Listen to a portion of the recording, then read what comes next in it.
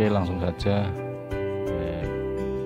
masuk ke materi ketiga sedikit aja, karena nggak perlu panjang kali lebar kali tinggi. Nanti bisa dilihat di buku modul Kom Cerdasnya. Yang pertama adalah penerapan ketiga di lingkungan kerja. Secara filosofis dulu bisa dilihat, yaitu suatu pemikiran upaya untuk menjamin keutuhan dan bla bla bla bla. Kemudian secara keilmuan seperti yang tertera itu, yaitu ilmu pengetahuan dan penerapannya dalam usaha mencegah kemungkinan terjadinya bla bla bla bla bla. Oke, lanjut. Berikutnya adalah Undang-Undang K3LH, yaitu diatur di Undang-Undang Nomor 1 Tahun 1970.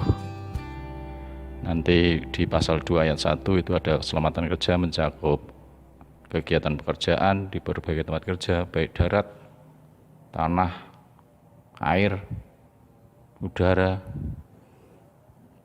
yang menjadi wilayah kekuasaan hukum Republik Indonesia, dan seterusnya. Lanjut. Nah, ini penerapan langsung aja di ketika di laboratorium komputer, karena kita adalah di jurusan TKJ. Yang pertama adalah penataan ruang kerja.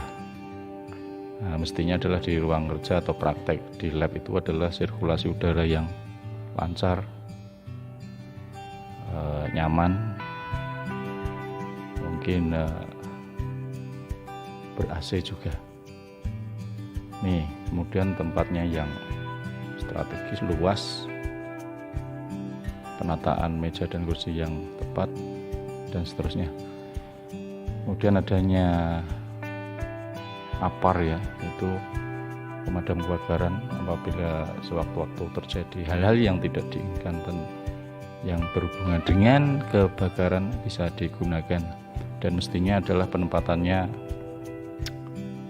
tidak terlalu rendah dan tidak terlalu tinggi, yaitu sekitar setengah sampai 130 cm, setengah meter sampai 130 cm. Oke, lanjut. Berikutnya adalah simbol dan tanda bahaya.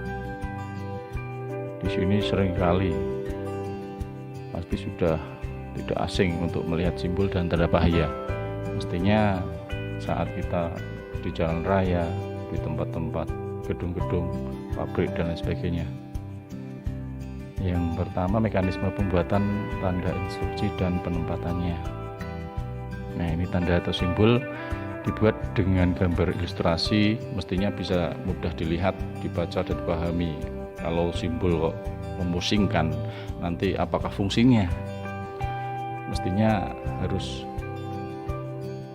orang awam itu sudah bisa memahaminya. Yang kedua, bentuk kalimatnya itu biasanya adalah sebagai imbuhan, nanti bisa larangan ataupun peringatan. Nah, tempatnya ini harusnya penempatan simbol atau tanda bahaya ini adalah di tempat-tempat yang terbuka, misalkan depan pintu, pokoknya yang bisa dilihat secara langsung oleh pekerja ataupun siswa. Kemudian simbol-simbol tadi ada yang berwarna merah, itu yang mestinya nanti adalah larangan atau peringatan keras. Kemudian biru atau putih itu nanti syarat atau imbuhan. Ini yang lebih lengkap ada di tabel.